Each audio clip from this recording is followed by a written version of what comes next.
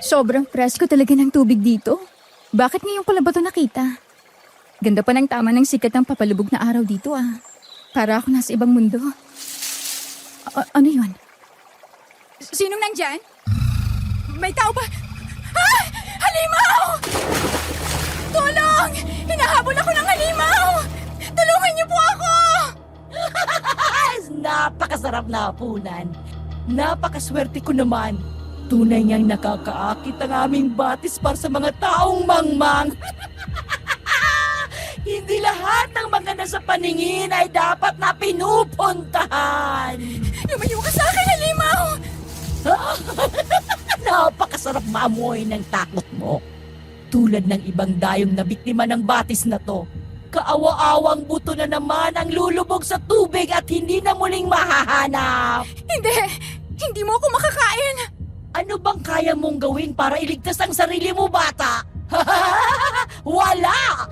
Tanggapin mo na lang dito ka na mamamatay!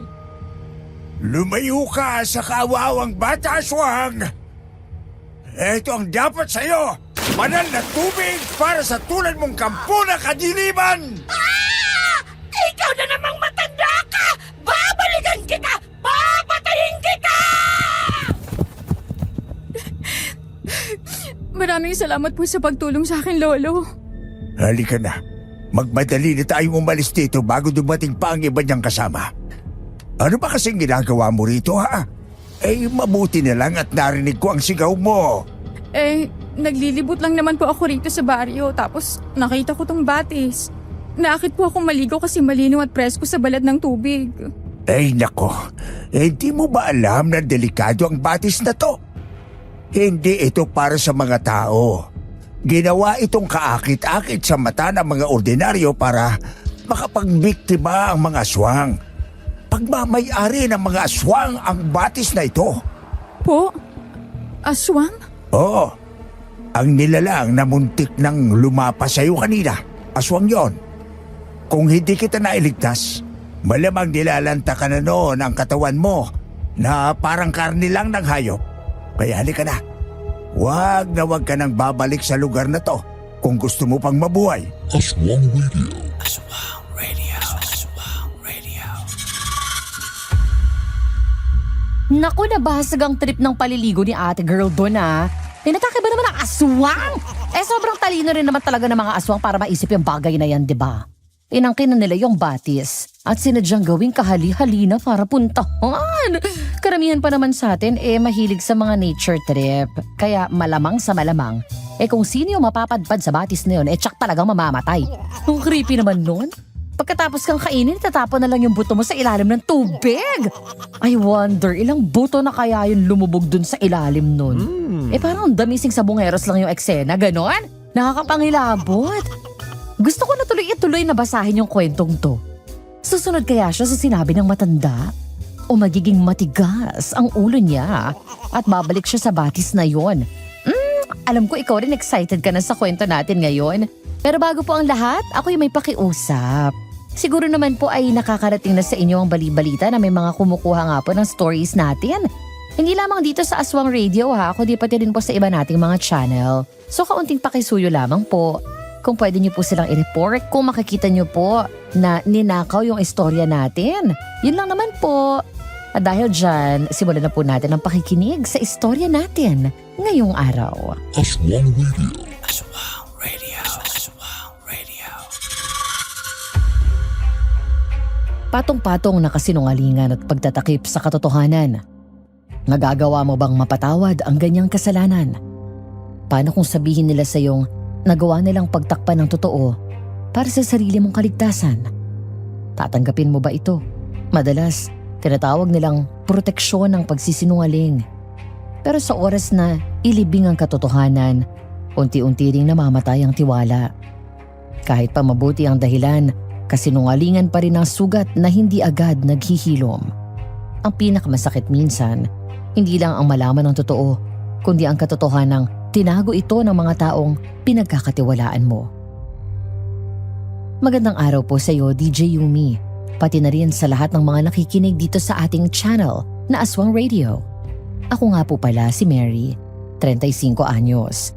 At nangyari ang karanasan kong ito, 10 taon na rin ang nakalilipas. Hindi ko akalaing aabot pa sa puntong para malaman ko ang katotohanan tungkol sa mama ko. Kinailangan ko munang mapahamak. Galing sa Maynila, lumuwas ako papunta sa probinsyang kinalakhan ni mama at kung saan din siya namatay matapos akong ipanganak. Hindi na kayanan ng tatay ko ang lungkot, kaya naman dinala niya ako sa syudad at hindi na bumalik pa doon.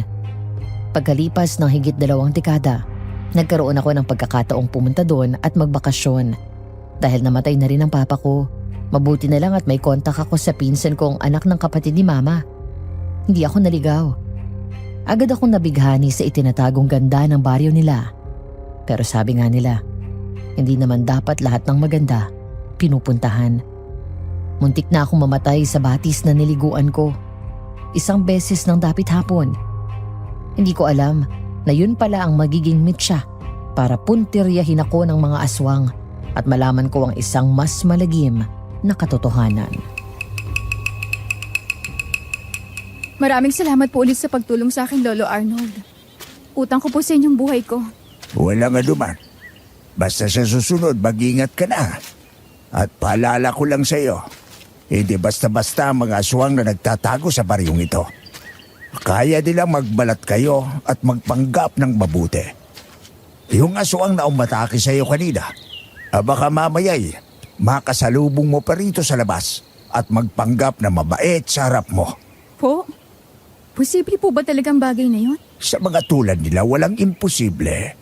Lalo na sa mga nagpasakop sa kadiliman at nabubuhay sa pamamagitan ng laman. Sige po. Salamat po sa paalala. Mag-iingat na po ako palagi. O nga pala, ikaw ba'y dayo rito? Para ngayon lang kasi kita nakita. Opo. Nagbabakasyon lang po ako rito. Nakatira po ako kay na Tita Mercedes. Yung manggagamot? Ay, mabuti naman. Ipagamot mo na rin yung braso mo at nadaplisan ng kuko ng aswang. Hindi basta-basta gagaling yan sa alkohol. Makamandag ang kuko nila. Parang tuklaw ng ahas. Kumakalat ang lason sa buong katawan. Sige po. Sasabihin ko po kay Titang nangyari. Dito na po ako. Salamat po ulit sa tulong nyo. Mary! Ano ka ba naman? Kanina ka pa pinapahanap ni nanay. Alang-alala na siya sa'yo. Gabi na oh. Hindi mo ba nakikitang madilim ng langit? Saan ka ba galing ha? Tingnan mo oh, basang-basa ka pa. Bakit pa yung pandit bra mo sa puti mong bestida? Kulay pula pa talaga. Kaya ka pala pinagtitinginan ng mga tao eh. Naligo kasi ako dun sa batis. Sa batis? Buti na buhay ka pang gaga ka. Sobrang delikadong pinuntahan mo. Paano ka naman napadpad dun? Kalalakad ko sa baryo, nakita ko yun. Hindi ka naman muntik na pain ng aswang? Halika na nga. Bilisan na natin. Nilalamig ka na. Nay! Nandito yung makulit mong pamangkin, oh. Abay, maligo ba naman sa batis sa dulong baryo? Ano? Ay, Diyos ko, Mary. Ano ba nang pumasok dyan sa kukote mo? Ay, talagang pag-aalalahanin mo mga tao rito. Una, kung saan-saan ka pumupunta. Hindi ka malang nagpapaalam. Pangalawa, inaabot ka na ng gabi. Ay, napakadelikado. Tapos malalaman kung naligo ka dun sa batis. Naghahanap ka yata ng kamatayan, Ineng. Manang-mana ka talaga sa katigasan ng ulo ng mama mo. Pasensya na po, Tita. Janice, hindi ko naman intensyon mag-alala kayo eh. Hindi ko rin naman po alam na mapanganib palang maligo doon. Ay, talagang mapanganib. Malangat buhay ka pa. Pero, inatake nga ho ako ng aswang. Kung hindi lang ako tinulungan ng isang matanda, baka nga po patay na talaga ako ngayon. Ay, yan na nga bang sinasabi ko. Ay, may sugat ka ba? Kagat? Ano, magsalita ka, Mary! Nay! Paano magsasalita si Mary? Sunod-sunod ka magsalita. Nirararat mo yung tao eh. Dahan-dahan lang kasi. Nadaplisan lang naman po ako ng kuko sa braso, kaya Ano? may maliit pong hiwa. Eh, anong lang? Pwede mong ikamatay yan. Ay, linsya kang bata ka. Ikaw nga'y maligo na sa banyo at magpalit ka na bago ko gamutin yan. Ako'y magpapakalma muna dito. Ay, papatayin mo akong bata sa sobrang pag-aalala sa'yo. Sige po, pasensya na po ulit, Tita. Hiyang-hiya ako umalis sa harap nila dahil pakiramdam ko napakalaki kong konsumisyon mula nang dumating ako sa buhay nila. Hindi ko kasi talaga mapigilan ang sarili kong Maglibot para mawala ang inip. Lalo pat nasanay ako nun sa social life ko sa syudad. Sa baryo kasi nila, medyo mahina ang signal. Kaya wala kang choice kundi libangin ang sarili mo. Habang naliligo, hindi ko maiwasang manginig. Hindi dahil sa lamig na dulot ng tubig, kundi dahil sa bumabalik na alaala sa itsura ng aswang na umatake sa akin sa batis. Ang balat niya'y kulay abo, parang pinagsamang putik at uling. Ngunit may kinang na parang mamasa-masa. Ang mga mata niya'y mapupulang singkit. Nakalubog sa hukay ng kanyang bungo. Tila laging gutom at nagmamasid kahit sa dilim. Ang buhok niya, mahaba at basang-basang nakadikit sa kanyang mukha. Amoy panis na dugo at bulok na karne. Nangitian niya ako dahil para siyang nakahanap ng kanyang magiging hapunan. Doon ko napansin ang ngipin niyang mahahaba at matutulis. Hindi pantay. At tila ginawa para pumunit ng laman. Ang dila niya'y mahaba, maitim at gumagapang palabas ng bibig na parang may sariling buhay. Nanindig na naman ang balahibo ko sa katawan. Laking pasasalamat ko na lang talaga na dumating ang matandang sumagip sa akin na si Lolo Arnold. Nang matapos akong maligo, lumabas na rin ako. Imbis na pagkain ang hinahanda ni Tita Mercedes at Janice, nandun sila. Nakaharap sa sangkaterbang halamang gamot na dinidiktik nila. Halika na rito, Mary. Maupo ka rito at gamutin na muna natin yan. Opo, pasensya na po sa abala. Ay, sa susunod kung gusto mong lumabas, isama mo na lang tong pinsan mo. Hindi ka sanay sa lugar na to. Marahil hindi mo alam kung gaano kadelikadong maglakad mag-isa sa labas. Lalo na't babae ka pa naman.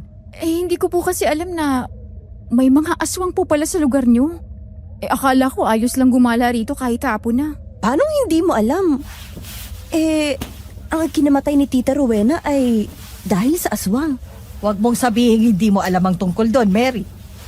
Ang pagkamatay ng mama mo, ang isa sa pinakamaingay na pangyayari dito noon. Dahil sa mga tulad ng pesteng aswang na yan dito sa baryo. Hanggang ngayon hindi sila maubos-ubos. Anong dahil sa aswang kaya namatay si Mama? Hindi ba't namatay siya pagkapanganak sa akin? Iyon ang sabi sa akin ni Papa. Ha? Bakit naman itatago sa'yo ni Tito yun? Kaya nga nagulat ako nung sinabi mo magbabakasyon ka rito para magpahinga. Hindi mo pala talaga alam ang dahilan kung bakit kayo umalis dito? Maraming galit na aswang sa mama mo. Dahil isa siya sa pinakamagaling na manggagamot dito noon. Kaya niya rin pumatay ng aswang. Sanggol ka pa lang noon. Nagawa niyang patayin ang pinuno sa pamamagitan ng kanyang langis. Akala namin matatapos ng lahat. Hanggang isang gabi, binalikan siya ng asawa ng pinuno at pinatay. Sinumpa pa nito na ikaw, Mary, hindi ka rin niya hayaang mabuhay at papatayin ka niya. Kaya naman matapos ilibing ang mama mo, dinala ka na ng papa mo sa Maynila para mamuhay ng normal at malayo sa gulo rito. Hindi ko po alam kung ano magiging reaksyon ko. Hindi ko po talaga alam na ganyan talagang nangyari kay Mama.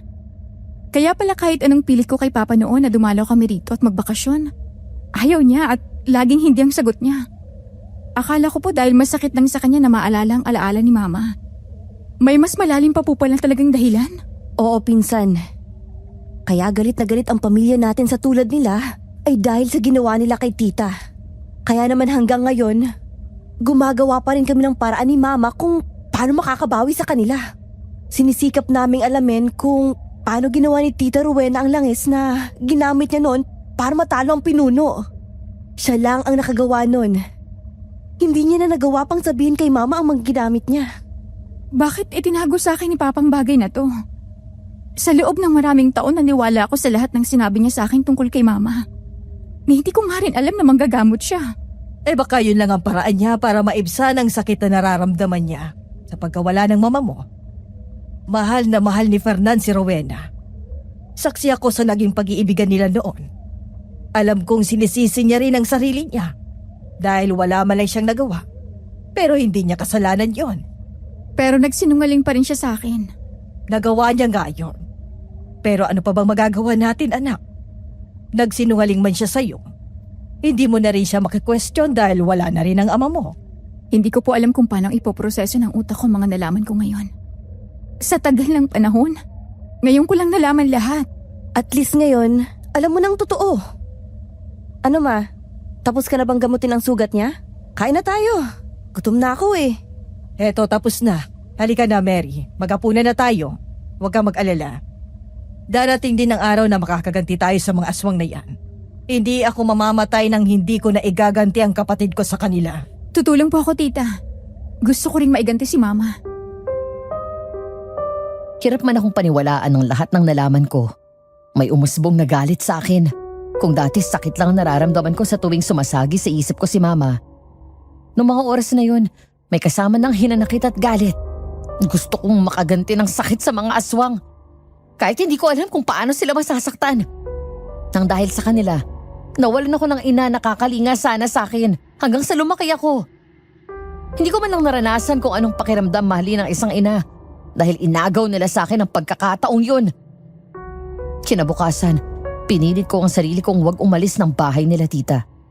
Pinanood ko kung paano sila manggamot ni Janice at masasabi kong magaling silang dalawa dahil maya't maya ang mga taong dumalating para magpagamot sa kanila. Ay naku, naubusan na tayo ng Madre Cacao, Janice. Kumuha ka nga muna dun at dikdikin mo na rin. May ginagawa rin ako na Ako na lang kung kukuha. Ano po pa yung madre cacao na yon? Dahon ng kakawati yon, anak. Alam mo ba kung ano yung kakawati? Hindi po eh. Ano po pang itsura nun at saan ako makakakuha? Kung alam mo ang itsura ng ipil-ipil, anak, ganun din ang itsura nun. Pero mas malalaki ang dahon. Makinis din ang kahoy at hindi naman ganong kataasan ng puno. Banda doon sa papuntang bukid. May makikita ang mga kakawati nagkalat lang. Kapag hindi ka talaga makakita, magtanong-tanong ka na lang, ha? Sige po, tita. Babalik na lang po ako agad. Kahit hindi ko naman alam kung ano yung dahon na sinasabi nila, nagpresenta na ako. Dahil nakikita ko talaga silang masyadong abala sa mga taong ginagamot nila. Agad akong lumabas ng bahay. Mabuti na lang din natatandaan ko ang sinabi ni tita na bukid. Dahil minsan na naming nadaanan yun ng pinsan ko nang bumili kami sa talipapa. Yun nga lang po, nang makarating ako sa bukid, mas lalo akong nalito. Dahil iba't ibang puno pala ang meron doon at pare-parehas ding madahon. Saan ko naman kaya hanapin yung sinasabi ni tita? Hindi pa naman ako marunong pagdating sa mga daon-daon na yan. Hindi ko rin naman alam yung ipil-ipil na sinasabi niya. Masama yun, Mace. Kinakausap mag-isa yung sarili. Ano bang hinahanap mo? Ay, pasensya na. Nakakahiya. Hindi ko kasi talaga alam yung dahong pinapakuha sa akin eh. Yung kakawati raw? Marami nun dito. Eto lang oh. Halika, samahan na kitang manguha. Para saan mo ba gagamitin? Hindi akong gagamit. Yung tita ko, ginagamit siya sa panggagamot. Panggagamot? Si Aling Mercedes ba ang tinutukoy mo? Ang natitirang magagamot sa pamilya nila? Oo, siya nga. May maganda pala siyang pamangkin. Ngayon lang kasi kita nakita rito eh. Hindi naman, pero salamat. Galing ako ng Maynila. Nagbakasyon lang ako para makatakas muna sa toxic environment meron ako sa trabaho ko. Tsaka para makapagpahinga na rin. Kanino kang anak kung ganun?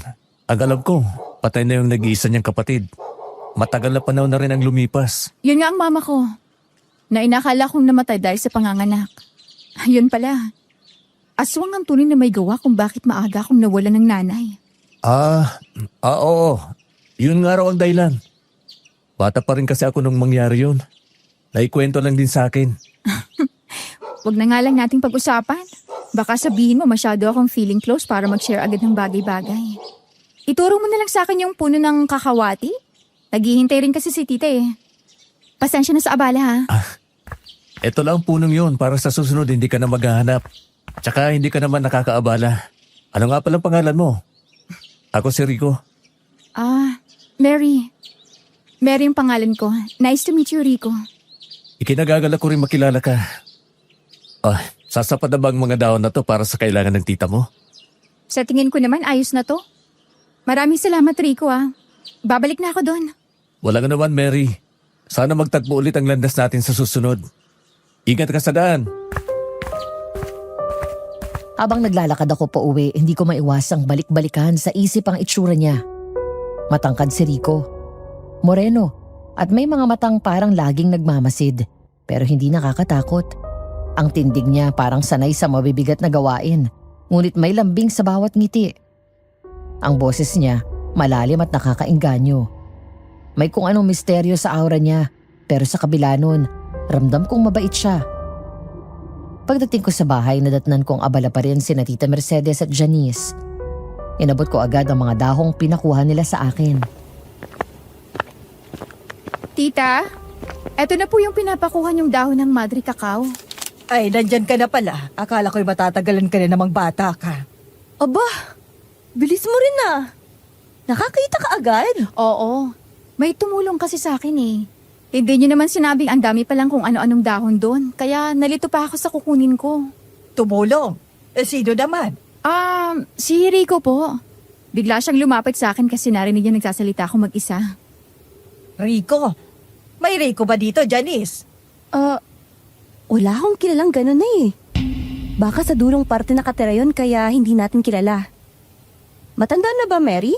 Hindi. Tingin ko mas matanda lang siya sa akin ng konti. Dito rin daw siya lumaki eh. Nabanggit ko nga na dito ako tumutuloy sa inyo. Kilala niya rin si Mama pati na kayo. Ay, imposible. Lahat ng taga rito kilala ko. Lalo na kung matagal nang dito naninirahan. Anong itsura niya, pinsan? Matangkad, moreno, may mapupungay na mata at medyo mahaba ang buhok pero malinis. Di naman ba pula o dilaw ang mata, Mary? Ha? Hindi naman po.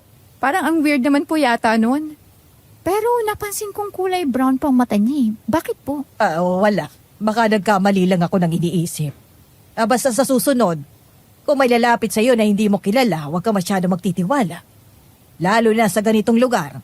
Hindi mo alam kung anong klaseng tao ang sumusubok lumapit sa'yo. Napatingin ako sa kanya. Ramdam kong may binabalak siyang sabihin pero pinigilan niya. Natapos silang manggamot nang nakatulala na lang ako habang iniisip ang lalaking nakilala ko. May kung ano po kasi sa kanya na hindi ko makalimutan. Pero hindi ko rin mapangalanan. Tila ba nagkaroon siya ng sariling pwesto sa utak ko at obligasyon ko siyang isipin oras-oras? Kinagabihan matapos ang oras ng hapunan at handa na sana kaming magpahinga. Biglang may humalong kakaiba sa hangin. Napatigil si Tita Mercedes sa bintana nang isasara na sana niya yon, pati ang mga kurtina. Nagkatinginan silang dalawa ni Janice. Nagsalubong ang kilay ko nang sumuot sa ilong ko ang kakaibang amoy. Halos hindi ko mapangalanan. Pero sadyang nakakaduwal sa sobrang bulok. Amoy panis na karning matagal nang nakaimbak. Naamoy niyo po ba yun? Bakit parang amoy nabubulok na karni ng baboy? Ay, hindi yan amoy ng baboy. Iba ang amoy na yan. Matagal ko nang kilala yan. Amoy ano po? Amoy ng hindi mabuting nilalang. Amoy ng aswang. Mukhang kailangan na nating maghanda na eh. Wari ko'y nandyan lang sila sa paligid at naghihintay. Anong ibig niyong sabihin? Aatake sila rito? Posible. Kaya dapat maging alerto tayo. Janice, kumuha ka ng asin at isaboy mo sa paligid ng bahay. Sige na eh. Magmamadali na po ako bago pa makalapit yun. Tita, ano pong pwede kong gawin? Gusto ko pong tumulong. Maganda ka rin ng asin. Ihagis mo naman sa bawat sulok ng bahay. Ako nang bahala magpahid ng langis sa bawat haligi ng pinto't bintana. Para bago pa man makapasok ang panghas na aswang na naghahandang umatake, masusunog ng balat niya. Nay! Tapos na ako magsaboy ng asin. Pero may narinig akong kumakaluskos. Mas lumalakas din ang apoy nila. Saan banda? Sa likuran. Parang may gumagapang. Huwag kayong masyadong kabahan. Kumalma kayo. Dahan-dahan kayong lumapit dito sa likuran ko at magdasal na rin kayo. Tita, baka naman pupusa lang yun. Hindi pusa yan. Kilala ko ang tunog ng mga paa nila. Mabibigat. Pero parang dampi lang ang pagsayad sa lupa. Silipin ko na kaya sa labas, Nay. Huwag ka nang mangahas, Janice. Gusto mo bang matulad sa tiyahin mo? Napalunok ako ng laway. Hindi ko na alam kung alin ang mas malakas, ang kalabog sa bubong o tibok ng dibdib ko. Sa labas may kumakayod sa dingding. Marahang kumakaskas. Pero nakakangilo. Para bang tinutusok ng matulis na kuko. Lumapit si tita sa altar. Tila hindi man lang nakakaramdam ng kahit anong takot at nananatili siyang kalmado. Kinuha niya ang bote ng langis at sinindihan ang maliit na kandila. Kung gusto nilang umatake, lumabas na sila. Hindi nila tayo madadaan sa ganyang klase ng pananakot. Hindi kami natatakot sa inyo! Diyos ko po, nandyan nga siya sa labas. Anak, pumuesto ka sa bintana. Malakas ang pakiramdam ko na dyan niya susubukang pumasok. Bilis! Mary, hawakan mo tong bote ng langis. Kapag may lumapit sa pintuan, ibuhos mo agad sa kanya. Naiintindihan mo ba? Huwag kang matakot. Ako ang bahala sa inyo. Opo, tita. May anino sa labas. May nakikita akong gumagalaw. Kita ko rin. Dalawa sila, Nay. Wala na talagang patawad tong mga aswang na to eh. Maganda kayo. Aatake ang mga yan anumang oras. Bumigat ang hangin. Amoy panis na dugo at basang lupa. Parang may nabubulok sa paligid. May mga kaluskos sa bubong, mga yapak na umiikot sa bahay. Natutuliro ako at kung ano-ano ng tunog ang naririnig ko. Pakiramdam ko nun, hindi lang dalawa ang aswang na lumilibot sa bahay. Tita, parang hindi ko talaga kaya eh. Natatakot po ako. Kaya mo yan, anak. Huminga ka lang. Tandaan mo, hindi sila makakapasok basta't may asin at langis. Pati na rin bawang. Kasama niyo ako. Kaya natin ang mga yan. Pero Nay, tumigil na yata sila. Wala na akong naririnig. Umalis na ba ang mga yun? Huwag kang magpakampante. Ang mga aswang kapag hindi makapasok, naghahanap ng ibang paraan. Tahimik na nga po, tita. Wala na rin akong naaamoy. Parang umalis na sila, Nay. Hindi kaya tinatakot lang nila tayo? E di umaalis ng ganyan ang mga yun. May iniiwan niyang babala. O baka ang pagpaparamdam nila ang mismong babala. Nagsisimula na naman silang manggulo sa atin. Lumingon si tita sa bintana at dahan-dahang binuksan ng kurtina. Napasinghap siya. Napaatras at napahawak sa dibdib. Nagkatinginan kami ng pinsan ko kung bakit ganun na lang ang naging reaksyon ni Tita Mercedes. Hindi ko napigilan ang sarili kong sumilip kahit saglit. Sa labas ng bahay, may nakahandusay na kambing. Patay, nakatagilid, at may hiwang malalim sa leeg. Ang dugo nito'y kumakalat na sa lupa, dahilan para humalo sa hangin ang balansa nitong amoy. Ginawa ba nila yan? Oo, ganyan sila magbanta. Ibig sabihin, hindi pa sila tapos sa atin. Pero, bakit kambing, Nay? Simbolo yan ng alay. Kapag ganyang hayop ang iniwan nila, ibig sabihin, may binabalak silang mas masama. Paano kung balikan po ulit nila tayo habang natutulog tayo? Huwag naman sana, pinsan. Hindi pa ako handa sa mga ganito. Hindi ko alam kung kailan, pero sigurado akong babalik sila. Nay, bakit ganun? Bakit bigla silang umatake rito sa labas ng bahay natin? Ito ang unang beses na ginawa nila to. Hindi ko rin alam. Marahil dahil kay Mary. Ano po? Dahil sa akin? Dahil anak ka ng pumatay sa kanilang pinuno. Kaya ngayong nagbalik ka, nabuhay ang galit sa dugo nilang gumanti. Ang nakakapagtaka nga lang, paano nila nalamang nandito ka? Hindi ko po alam, tita. Hindi ko naman alam na may ganitong gulong naghihintay sa akin oras na pumunta ako rito. Gusto ko lang naman sana magbakasyon. Kung alam ko nga lang talaga ang tunay na nangyari nun kay mama, baka nga sinunod ko na lang ang bilin ni papa at hindi na talaga ako pumunta rito. Huwag ka mag-alala, anak. Hindi ka nila magagawang galawin. Magtiwala ka sa akin na sa pinsan mo. Hindi ka namin pababayaan dito. Ngayon nag-umpisa ng kumilos ang mga aswang na yan para magbanta. Kailangan na nating maging alerto anumang oras. Pilit ko pong pinanatag ang loob ko ng mga oras na yon. Akala ko, una't huling beses ko nang makakakita ng aswang sa batis. Yun pala, may mas malalim pang dahilan para nakaengkwentro ko ang mga tulad nila. Natatakot ako. Pero sa mga salita ni Tita Mercedes, nakuha niyang alisin ang pangamba ko kahit papano. Lumipas ang mga araw, hindi naman na nagparamdam ang aswang. Isang araw na atasan akong mamalengke ni Tita dahil masyado silang abala ni Janice. May dayong sumadya pa talagang magpagamot sa kanila dahil sa malubharaw ang nararamdaman nito. Dahil wala rin naman akong ginagawa at wala rin akong maitutulong sa kanila, sumunod na lang ako. Hindi ko naman nakalaing muli ko makakatagpo ng landas si Rico sa araw na yun. Uy, Mary. Ikaw pala yan. Mukhang mabigat yung mga dala mo ah. Gusto mo bang tulungan na kitang magbitbit niyan? Oy, Rico, ikaw pala. Nako, hindi na. Kaya ko na to. Patapos na rin naman ako sa mga pinamili ko. Bigas na lang yung kulang. Bigas? Eh di mas lalo ka mahihirapan kapag dala mo na rin yun. Akin na yung iba. Tapos tara, sasamahan kita doon sa may magandang klase ng bigas. Tapos mura lang din. Ilang kilo bang bibilhin mo? 10 sana, gaya ng bill ni tita. 10 kilo? Tapos ganyan karami ang bitbit mo. Ano bang akala mo sa sarili mo, kalabaw? Ngayon ko nga lang din napagtanto na mahihirapan nga pala akong buhati ng mga yun. Oo, kaya nga tutulungan na kita. Wala rin naman akong ginagawa eh. Ano nga palang ginagawa mo rito? Dito ka pa nagtatrabaho? Oo, kargador ako sa isang bigasan dito. Kakatid ko nga lang sa isang ali palabas kanina na bumili ng bigas sa amin tapos nakita kita. Ah, ganun ba? Doon mo rin ba ako pabibili ng bigas? Ikaw ha? Nanggugoyo ko lang yata ng mga tao para may bumili sa inyo eh. Huy, hindi no. Sigurado lang akong maganda ang bigas na itinitinda doon. Dahil ako rin ang nag-aani. Subok ko ng masarap ang bigas namin. O siya, sige na nga.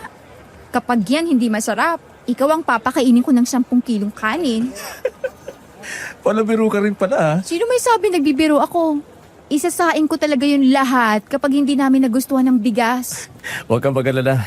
Sigurado naman ako sa nire-recommend ko eh. Eto, 23 isang kilo. Malagkitin na rin kapag sinaing. Masarap ilugaw kapag walang pangulam. O sige, bigyan mo ako ng 10 kilo niyan. Lumalabas ang mga muscle niya sa braso sa tuwing sasalok siya ng bigas. Magandang lalaki talaga siya. At maganda rin ang pangangatawan. Nang matapos siyang kiluhin yun, ngumiti siya sa akin at sinabi ang presyo nun na malugod ko namang binayaran. Aswang Radio. Naku ha, etong si Mary may crush yata kay Rico. I can feel it! Hindi niya maiwasa i-describe, di ba? Eh para na-imagine ko tuloy kung gaano kagwapo ni Rico. Tapos gusto ko rin hawakan yung biceps niya. Malaki ba, Mary? Gagawin namin yung trend na video. Yung iipitin niya yung leg ko sa biceps niya. Ganon! Naku, iba talaga si DJ Yumi mag-imagine. Nakukuha pang sumingit sa mga ganitong harutan. Eh syempre, kasalanan ni Mary to, no? Ay naku, makabalik na nga tayo sa story kesa sa nag-i-imagine ako rito. Aswang Radio.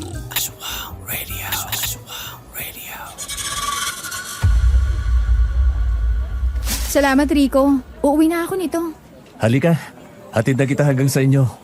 Wala na rin naman akong gagawin dito eh. Ha? Eh, paano kung may nangailangan ng tulong dito sa pagbubuhat? Marami naman kami rito. Kaya na nila yan. Kaysa naman hayaan kita maglakad ng ganyang karami ang bitbit. Sayang din kung sasakay ka pa ng trike kung kaya namang lakarin. Sigurado ka dyan ha? Baka pag uwi sa bahay, manghingi ka ng tip. Hindi naman.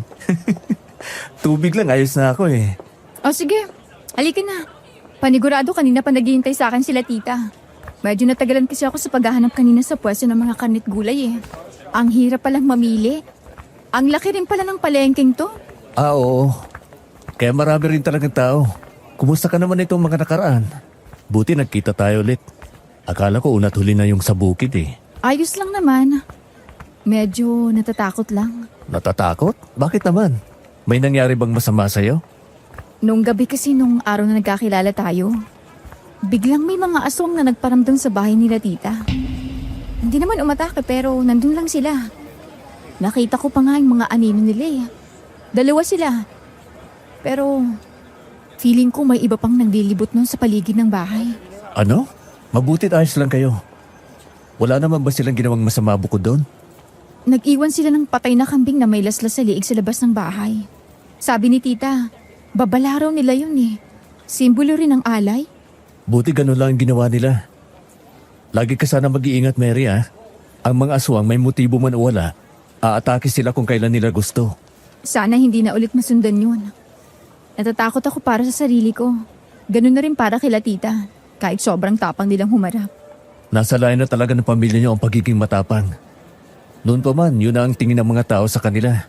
Kaya naman respetado rin kayo sa lugar na ito. Alam mo siguro, kung hindi naman tayang mama ko dahil sa aswang at dito ako lumaki, natutunan ko rin siguro ang panggagamot. Pero magpasalamat ka na lang din na inilayo ka rito. Hindi mo gugustuhin dito mamuhay hanggang sa mamatay ka. Kung mabibigyan nga lang ako ng pagkakataon, aalis at lalayo ako rito at hindi na muling babalik pa. O bakit hindi mo subukan? Maraming pwedeng maging trabaho sa Maynila. Kung sana ganun lang kadali. Pero hindi ako pwedeng umalis. Hindi ko rin alam kung paano mamuhay sa syudad. Sus, madali lang naman. Kung gusto mo sumama ka sa akin pagbalik ko doon, tutulungan kita makahanap ng trabaho. Pag-iisipan ko munang mabuti ang bagay na yan. Nandito na tayo sa inyo. Babalik na ako sa palengke Teka lang, magmerienda ka muna saglit. Sa tingin ko naman nakaalis na yung ginagamot nila tita. Wala nang umuusok eh. Sarado na rin yung pinto. Saglit lang hintayin mo ako rito sa labas. Hindi na, Mary.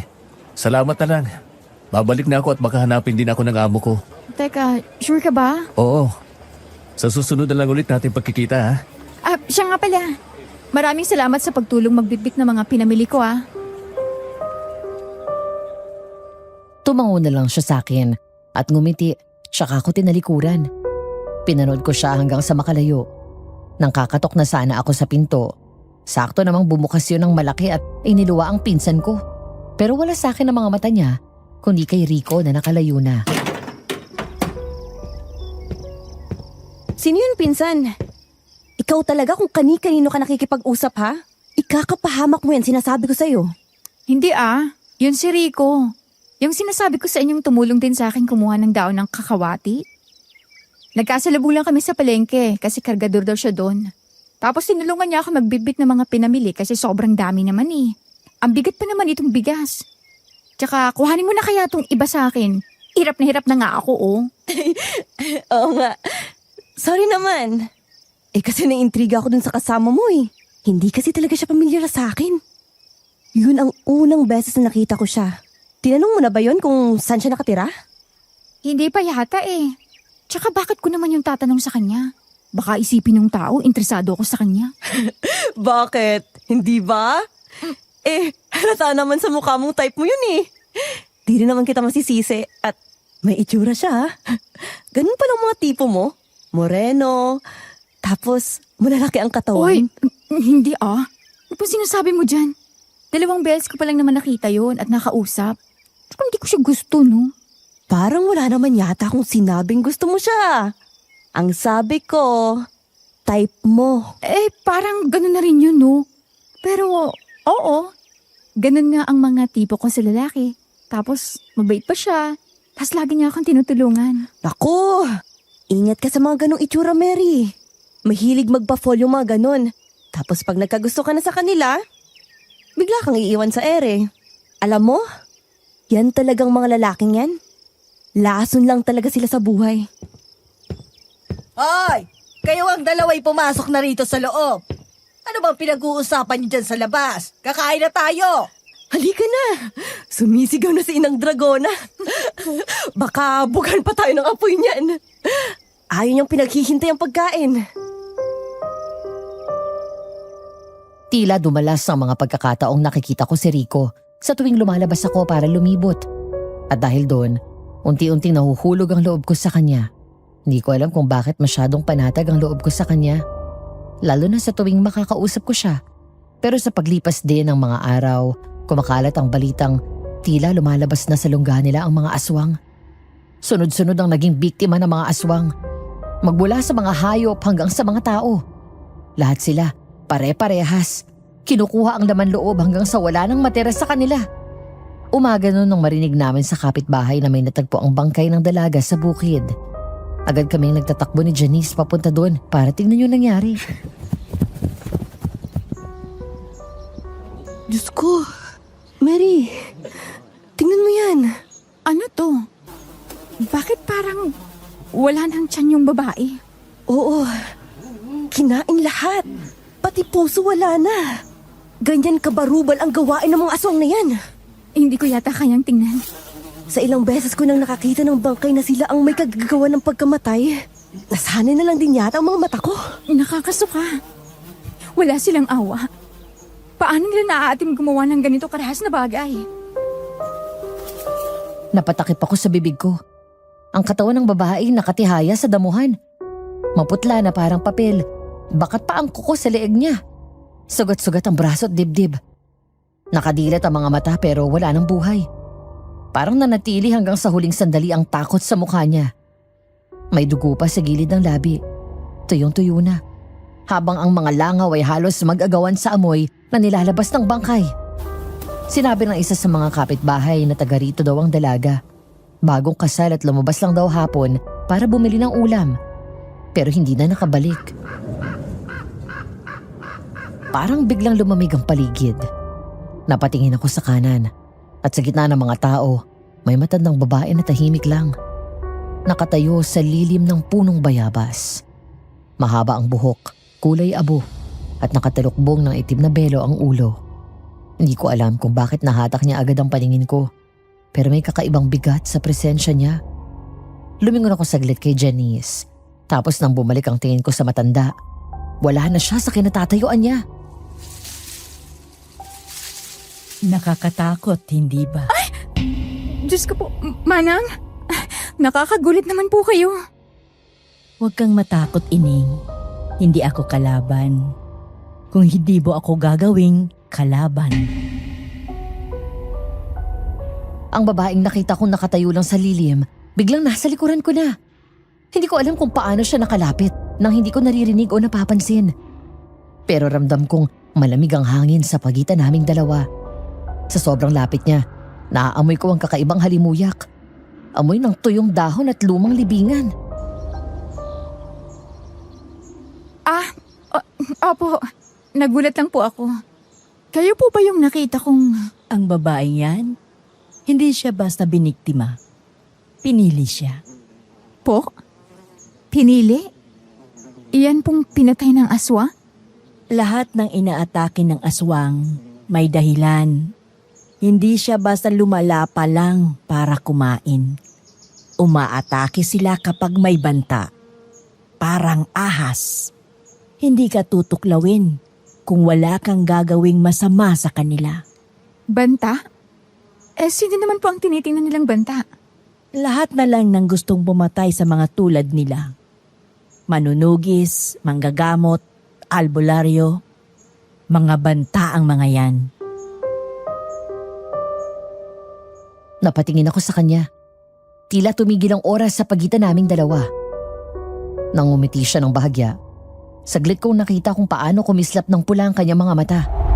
Mabilis, pero sapat para tumindig ang balahibo ko. Nay, nandito ka lang pala. Kanina pa kita hinahanap. Bakit mo ko hinahanap? Hindi mo ba nakikitang may kausap ako? Ha? Oh, Mary? Anong ginagawa mo rito? Kasama ko si Janice. Tinignan lang namin ang nangyayari dito. Magkakilala na pala kayong dalawa. Tila hindi ko yata alam ang bagay na ito, Rico. Mary, si Nanay Minerva nga pala. Nay, si Mary, anak ni... Hindi mo na siya kailangang ipakilala kung kanino siyang anak at kung saang angkan siya nang galing. Kilala ko na siya. Po? Ang mga mata niya, kamukha ng sa nanay niya, hindi ko makakalimutan. Iba ang tingin niya sa akin. Matalim. Parang sinisilip ang kaluluwa ko. Lumapit pa siya ng bahagya at kahit pinilit kong huwag umatras, kusa kong naramdaman ang bigat ng hangin sa paligid. Tila mas lumalalim ang bawat hininga ko dahil sa nararamdamang panikip ng dibdib. Ang titig ni Aling Minerva parang nagsasabing alam niya kung sino talaga ako. Lumingon si Rico sa akin at pinilit ngumiti. Parang gustong alisin ang tensyon sa paligid. Pasensya ka na kay Nanay. Medyo ganyan lang talaga siya magsalita. Huwag ka sana matakot sa kanya. Ayos lang. Nagulat lang din kasi ako. Parang kilala niya talaga ako eh. Higit pa sa akala mo, Ining. Mary, nandyan ka lang pala. Akala ko saan ka na sumuot eh. Halika na. Uuwi na tayo. Sabi ni nanay, wag na raw tayong magtagal dito. Baka maabutan pa tayo ng ulan. Oo, sandali lang. Bilisan mo na. Nandiyan na si Aling Berta. Baka mamaya, kwentuhan na naman ako ng kwentuhan. Aabutin na naman yung kwento niya ng ilang oras kahit paulit-ulit lang naman ang sinasabi niya. Lumingon ako kay Rico. Tapos kay Aling Minerva na tahimik lang nakatingin sa akin. Hindi ko alam kung bakit, pero tila gusto ko pang manatili at magtanong. Ngunit sa bigat ng tingin ng matanda, parang pinipigilan ako ng kung anumang puwersa. Ingat kayo, Mary. Oo. Salamat ulit, Rico. Paalam po, Aling Minerva. Mag-iingat din po kayo pa uwi. Magdasal ka, Mary, bago ka matulog mamaya. Magdasal ka ng taimtim. Dahil minsan, hindi mo alam ang mga demonyo. Hinahabol ka hanggang sa panaginip mo. Ano pong sinasabi niyo sa pinsan ko? Wala, Ineng. Gusto ko lang pag-ingatin ang pamilya niya. Dahil nakakaramdam ako ng matinding unos na darating sa inyo. Sa sandaling yon, tila ng lamig ang buong katawan ko. Ang tinig ni Aling Minerva ay parang nag-iwan ng marka sa hangin. Mabigat, malamig at hindi basta mawawala. Hinila ako ni Janice palayo. Pero sa bawat hakbang ko, nararamdaman kong sinusundan ako ng mga matang kulay pula kahit maliwanag pa. Nang makabalik kami sa bahay, naabutan naming abala naman si Tita Mercedes sa harap ng mga halamang gamot niya. Tila hindi mapakali kung anong halaman ang didikdikin at kakatasan para paghalu-haluin. Janice! Ilabas mo lahat ng bote ng langis na natira, dali! Nay! Kakaunti na lang tong mga pinaghalo natin. Lahat! Gamitin natin lahat. Hindi na ako mananahimik habang may mga kinukuha na naman silang buhay gabi-gabi. Tita, baka naman po may ibang paraan. Wala nang ibang paraan. Alam ko may magagawa ako. At kailangan ko na yung simulan ngayon, Mary. Nay, magpahinga muna kaya kayo. Huwag mo akong pigilan, Janice. Hindi ako titigil hanggat hindi ko natutuklasan ng langis na ginawa ng kapatid ko. Kung yun ang nakapatay sa pinuno nila noon, yun din ang tatapos sa kanila ngayon. Hindi ko hayaang madagdagan pa ang mga taong pinapatay nila. Ilang pamilya pa bang kailangang maubos bago tayo kumilos? Pero, paano kung hindi na gumana yung langis na yan? Kung hindi gagana, gagawan ko ng paraan. Hindi ako titigil. Hindi ko nahahayaan pang maulit ang nangyari sa mama mo. Pati na sa ibang taong biniktima nila. Hindi na namin siya napigilan ni Janice sa gusto niyang gawin. Madilim na nang lumabas ako. Magtatapon lang sana ako ng basura noon sa may likod ng bahay. Tahimik ang paligid. Maliban sa ingay ng mga kuliglig at kaluskos ng hangin. Huminga ako ng malalim. Pero biglang may naamoy akong kakaiba. Amoy panis na dugo. Ang baho. Parang amoy patay. Janice? Tita? Kayo ba yan?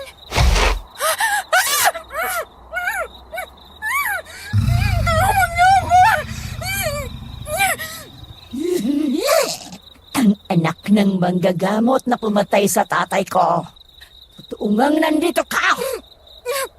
Sino ka? Pareho kayo ng amoy ng ina mo. Mapait. Amoy kamatayan. Dahil sa kanya, nawala sa akin ang lahat. Kaya ngayon, ako naman ang kukuha sa'yo. Dapat pala tinuluyan na kita sa batis pa lang! Tulong! Tita! Walang makakarinig sa'yo. Katapusan mo na, anak ni Rowena! Bitawan mo siya! Mula sa dilim, may biglang lumabas. Si Rico. Hawak niya ang tirador at bawat bato'y tumatama sa halimaw na parang bala. Tumalsik ang itim na dugo sa damo. Pero hindi ako binibitawan ng aswang sa pagkakasakal niya sa akin mula sa likuran. Ipit na ipit ako sa mga braso niya. Dahilan kung bakit amoy na amoy ko ang pagiging malansa ng halimaw. Muling tumirador si Rico. Tumalo ng aswang at nakawala ako mula sa pagkakakulong sa kanya. Nakita ko kung paano bumaluktot ang katawan niya. Hindi tao. Hindi rin hayop. Napaatras si Rico. Mabilis siyang kinuha ng aswang sa braso. Sa sandaling yun, narinig na yata nila tita ang nangyayari at lumabas sila. Hawak ni tita ang bote ng banal na tubig, habang si Janice naman ay may dalang asin. Sa ngala ng Panginoon, lumayas ka, kampo ng dilim! Walang iya talaga kayo! Isinusumpa ko ang pamilya nyo! Papatayin ko lahat ang kadugo ni Rowena sa baryong ito! Isumpaan niyo lang kami ng isumpa pero uubusin namin kayo! Tingnan natin kung magagawa nyo ang mga bagay na yan! Papatayin kita, hayop ang aswang ka! Babalik ako, Mercedes! At sa pagbabalik ko, sisiguraduhin kong wala nang matitira sa inyo! Parang nasusunog ang balat niya. Umatras siya ng mabilis. Sumigaw, saka biglang tumakbo palayo. Ang tunog ng mga paa niya, mabigat sa lupa, pero mabilis na parang hangin. Naiwan ang amoy ng nasunog na laman at panis na karne. Lumingon si tita sa paligid. Maingat ang kilos. Parang inaamoy ang hangin at sinisiguradong nakaalis na ang halimaw. Ilang segundo lang, ibinuhos niya ang natitirang banal na tubig sa lupa. Tapos tumingin sa amin. Hindi naligtas ang bahay. Narinig niyo kung anong sinabi niya kanina. Ang pangalan ng mama mo, Mary. Oo nga po. Natatakot na po ako sa kaya nilang gawin para lang makaganti. Hindi nila makakalimutan ang mga pumatay sa pinuno nila. At alam kong hindi ito ang huling gabing dadalawin tayo ng isa sa kanila. Nay, ibig mong sabihin babalik pa yun? Babalik siya. O sila na mga kasama niya. Kaya kailangan nating maganda. Kailangan mas mabisa ang langis sa susunod. Kung nagawa ng kapatid ko noon, gagawin ko rin yun ngayon. Maraming salamat sa pagligtas sa akin, Rico. Wala na naman, Mary. Dito na ako. Kailangan ko nang umuwi. Tumango ako at muling nagpasalamat. Hindi ko matanggal sa isip ko yung mga salitang binitiwan ng nilalang. Ang puot, ang galit sa dugo ko. Hindi ko man alam kung sino siya, pero ramdam kong may koneksyon siya sa nakaraan ng mama ko. Sa gabing yun, habang pumapasok kami sa loob ng bahay, ramdam kong hindi pa tapos ang lahat. Sa bawat amoy ng usok at langis, may halong takot at pangako na kung babalik man siya, maghihintay kami. Hindi pa rin tama ang timplang. Bakit hindi ko makuha yung amoy ng langis na yon? Nay, baka naman sobra yung dahon. Sabi niyo kasi dati, 3 dahon lang ang ginagamit ni Tita Rowena. Hindi lang sa dami ng dahon yan, Janice. May sangkap siyang hindi ko matukoy. Parang may halong sangkap na hindi ko malaman-laman kung ano. Lahat na sinubukan ko, walang tumama. Tita, baka naman kailangan niya muna magpahinga. Ilang araw na kayong halos di natutulog. Hindi ako mapapalagay hanggat hindi ko natutuklasan ang tamang timpla. Ang langis na to ang tanging makakapigil sa kanila. Kapag nagtagumpay ako, wala nang susunod na kailangang mamatay. Habang pinagmamasdan ko siya, hindi ko maiwasang mapaisip kung ganun din kabigat ang dinadala ni mama noon. Yung pagod, takot at pag-asa na maliligtas ang lahat kahit kapalit ang sarili niya. Sa bawat kaskas ng almires ni tita, naririnig ko rin ang galit na tinatago niya sa bawat piraso ng dahon. Janice, mamalengke muna kayo. Kailangan ko ng bagong langis ng niyog. Huwag lang kayo magtatagal. Opo, Nay. Tara na, Mary. Grabe! Ang dami ng tao ngayon. Ang ingay pa. Oo nga. Pero mas gusto ko tong ingay kaysa sa katahimikat sa bahay ni tita. Parang bawat hampas niya ng almires, pakiramdam ko ginigiba niya yung dingding. Hayaan mo na. Ganun talaga si Mama kapag nagfo-focus. Kapag nakuha na niya yung tamang halo, titikil din yun. Teka, si Rico ba yun, Mary? Yung nasa tindahan ng bigas? Bakit puro sugat at pasa siya? Hindi naman siya nasaktan ng aswang nung nakaraan, di ba? Napalingon ako sa tinuro niya. Si Rico nga ang nakatayo at tulala sa harap ng bigasan. May sugat siya sa pisngi, gasgas sa braso at parang may latay sa leeg. Madumi ang damit, may bahid pa ng tuyong dugo. Nakatitig lang siya sa mga paninda. Pero nang magtama ang mga mata namin, bigla siyang nag-iwas ng tingin. Rico? Anong nangyari sa'yo? May mga sugat ka. Wala to. Wala. Halatang nabugbog ka. May nakaaway ka ba? Sinong gumawa niyan sa'yo? Hindi mo na kailangang malaman. Umuwi na lang kayo. Janice, parang may mali sa kanya eh. Gusto ko siyang sundan. Huwag mo nang habulin, Mary. Kung gusto niyang umiwas, hayaan mo siya. Pero baka kailangan niya ng tulong. Kung kailangan niya ng tulong, magsasabi siya. Pero hindi ganun ang ginawa niya. Iniwasan ka niya. Hindi ko maintindihan kung bakit parang bigla siya nag-iba. Sinasabi ko na sa'yo nung una pa lang. Paasal yung mga lalaking ganyan. Huwag kang umasa sa taong hindi mo kilala ng buo. Hindi ko naman siya gusto sa ganung paraan. Hindi mo nga gusto pero naaapektuhan ka. Kita ko sa mukha mo, Mary. Pero hindi ngayon ang panahon para dyan. Mas dapat nating pagtuunan ng pansin ang tunay na kalaban. Ang mga aswang. Tama si Janice. Pero kahit anong sabihin ko, alam kong may kirot sa loob ko. Hindi ko alam kung bakit ganon kabigat ang loob ko nang iwasan ako ni Rico. Parang may laman yung mga tingin niya. Takot, galit, o hiya. Pero hindi ko na rin inusisa. Hapon nang maisipan naming dalawin ni Janice ang puntod ni Mama. Sa gilid ng luma at maliit na kapilya, may maliit na sementeryo. Lumapit kami sa lapida ni Mama. Lumang-luma na ang mga letra sa lapida niya at bahagyang tinakpan ng lumot ang pangalan. Nilapag ni Janice ang mga bulaklak na pinitas lang namin sa tanim nila.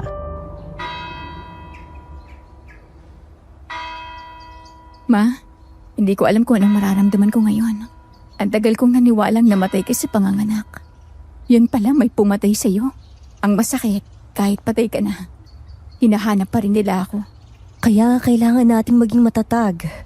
Hindi natin pwedeng hayaang mamatay ka rin o tayo nila nanay. Gaya niya. Kung sana lang nakilala ko siya. Siguro naiintindihan ko kung bakit pinili niyang maging magagamot. Kahit kapalit ay buhay niya. Sabi ni nanay, matapang daw si Tita Rowena. Hindi natatakot sa kahit sinong nilalang. Kaya nga siya ang naging kinakatakutan ng mga aswang noon. Pero matapang din siguro yung mga umatake sa atin. Para bang may dahilan din sila sa likod ng lahat. Mary, walang sapat na dahilan para sa maginawa ng mga demonyong yon. Hindi sila tao. Ginawa nila kay Tita ang pinakamasamang bagay na pwedeng gawin sa isang ina. Walang awa. Walang kapatawaran. Ma, kung naririnig mo ako, sana bigyan mo ng lakas si Tita. Ang hirap niyang pigilang magalit. Ang hirap din pigilang matakot. Alam mo, minsan naiisip ko rin, baka hindi talaga natatapos ang laban ng mga tao at mga aswang. Parang sumpa na lang na ipapasa sa susunod na henerasyon. Pero hindi ba pwedeng matapos to? Pwede. Pero kailangang may maubos. Tara na. Baka hanapin na tayo ni Mama. Sige, sandali lang. Ma, kung totoo man na naririnig mo ko, gusto ko malaman kung anong sikreto ng langis na ginawa mo noon. Yun lang ang makapagliligtas sa amin ngayon. Kung may paraan ka para ipakita sa amin, kahit sa panaginip, please, ibigay mo na. Umihip ang malamig na hangin. At sa isang saglit, parang may humaplos sa balikat ko. Mahina ngunit ramdam ko. Tumingala ako sa langit at ngumiti.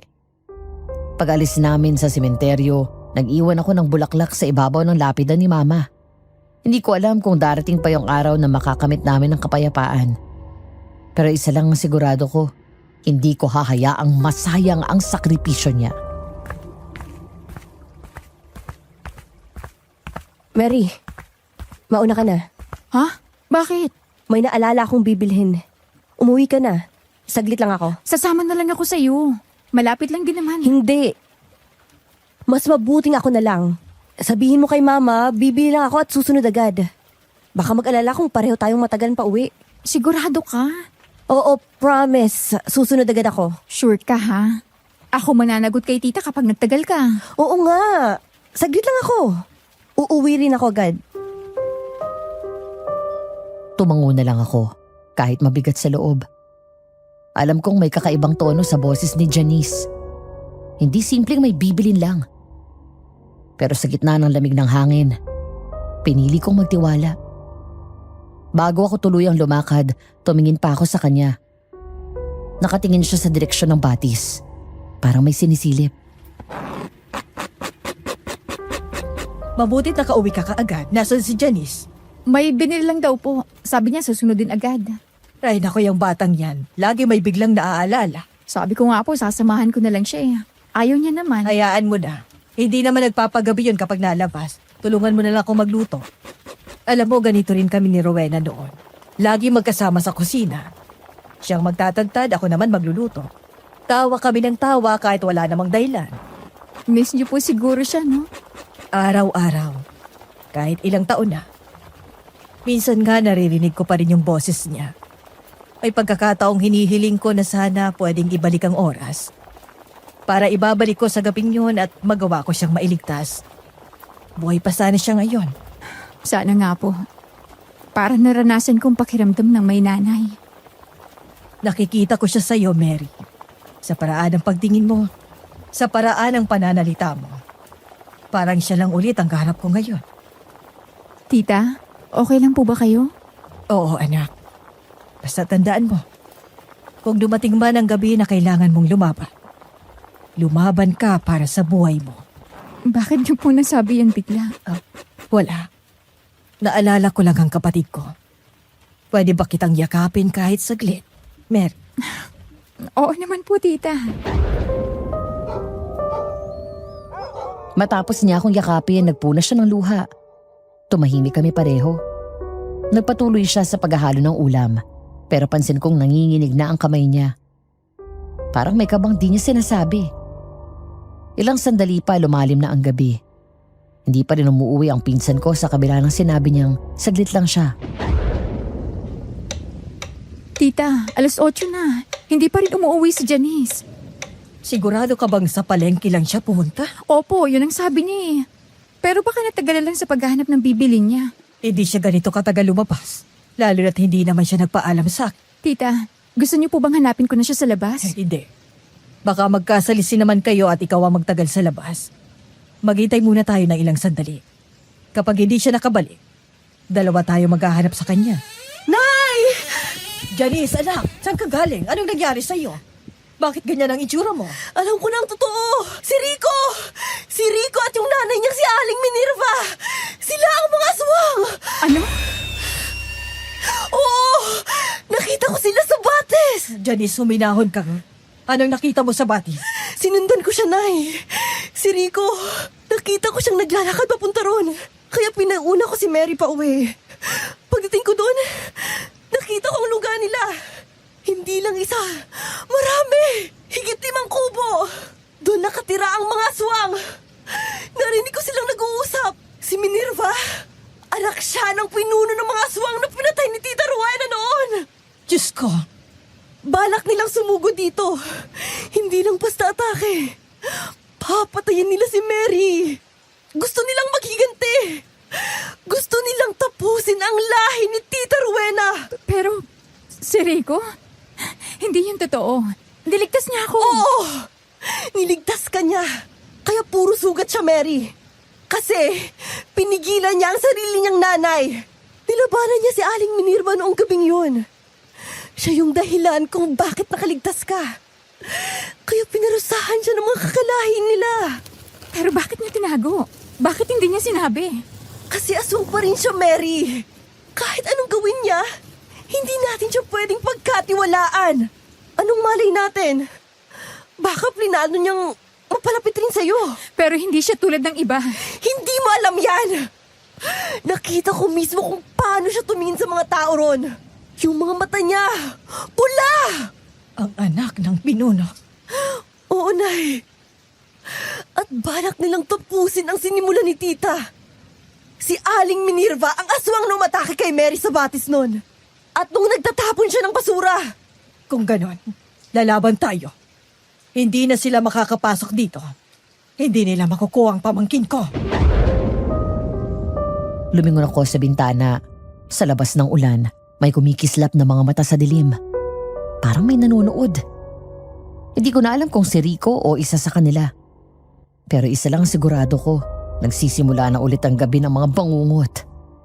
At sa gabing yun, habang sumisikip ang hangin sa paligid namin, alam kong hindi na lang si Tita Mercedes ang naglalaro sa apoy. Kami na rin ni Janice. Lahat kami, handa nang harapin ang dilim na muling bumabalik. Tahimik ang buong bahay. Hawak ko ang photo album ni Mama. Nakasandal sa dingding habang pinagmamasdan ko ang ngiti niyang matagal nang nawala. Ilang gabi ko nang kinakausap ang litrato niya. Pero nung gabing yun lang ako nakaramdam ng kakaibang lamig. Parang may gustong magsalita pabalik. Hindi ko na namalayang nakatulog na pala ako habang kinakausap ang litrato niya. Mary! Mary! Gising! Si Nanay! Nawawala si Nanay! Ano?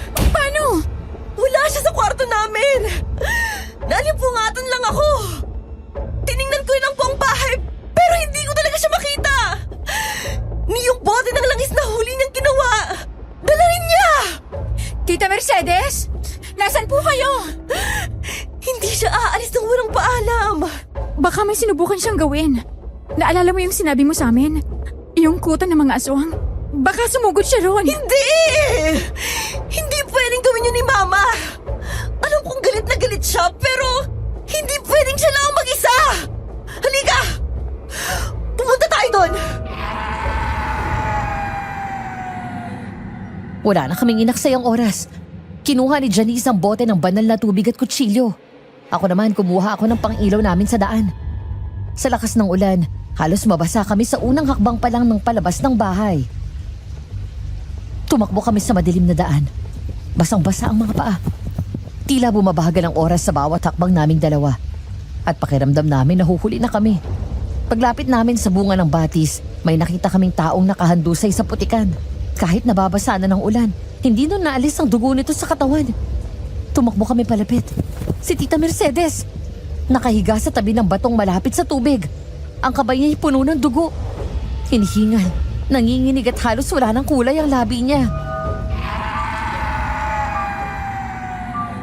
Tita! Anong nangyari? Bakit sumugod ka mag-isa? Nay! Nay! Huwag mong isasara ang mata mo, Nay! Naririnig mo ba ako? Nakikiusap ako sa'yo, Nay! Hindi mo ako pwedeng iwan! Tita, kaya mo bang tumayo? Tutulungan ka namin. Dadaling ka namin sa ospital. Hindi na. Huwag na kayong lumapit sa akin. Dumakbo na kayo. Umalis na kayo rito at kalimutan niyo ng lahat. Iligtas niyo ang mga sarili niyo. Hindi ko sila napatay lahat. Buhay pa sila. Si Serafina, ang asawa ng pinuno. At ang anak niya, si Minerva. Buhay pa sila. Tita, bakit mo kasi sinugod mag-isa? Akala ko kakayanin ko. Akala ko, kaya ko lang tapusin ang kasamaan nila. Akala ko sapat na ang tapang na meron ako. Pero mali ako. Hindi! Hindi pwede sa ganito lang matatapos ang buhay mo! Hindi mo ako pwedeng iwan! Gaganti pa tayo! Anak, makinig ka. Umalis na kayo. Huwag na kayong uuwi sa bahay. Susukurin nila kayo roon. Magkubli kayo. Naiintindihan niyo ba ako? Tita, huwag ka magsalita ng ganyan. Mary, pakiusap. Tapusin mo ang sinimula ng mama mo. Huwag mo silang hayaang magtagumpay. Tumulo ang luha ko sa pisngi niya habang unti-unting humihina ang hininga niya.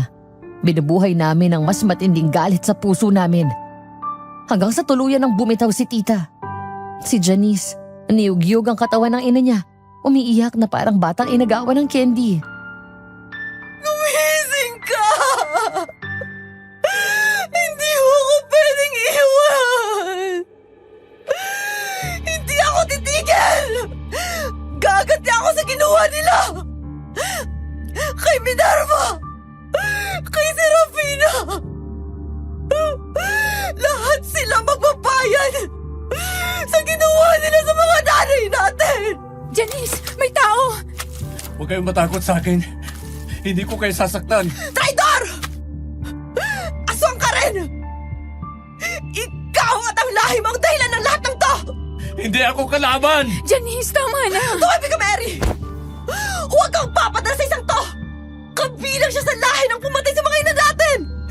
Hindi mo pwedeng pagkatiwalaan ang isang to! Alam ko ang ginawa nila. At yan din ang dahilan kung bakit nandito ako. Para tapusin yung sumpa na sinimula nila. Kung hindi ka kalaban, patunayan mo! Ang pamilya ko, ang kanang mga aswang, nagpaplano silang sumugod sa bahay niyo ngayong gabi. Si nanay at si lola, lahat sila naghihintay ng senyas.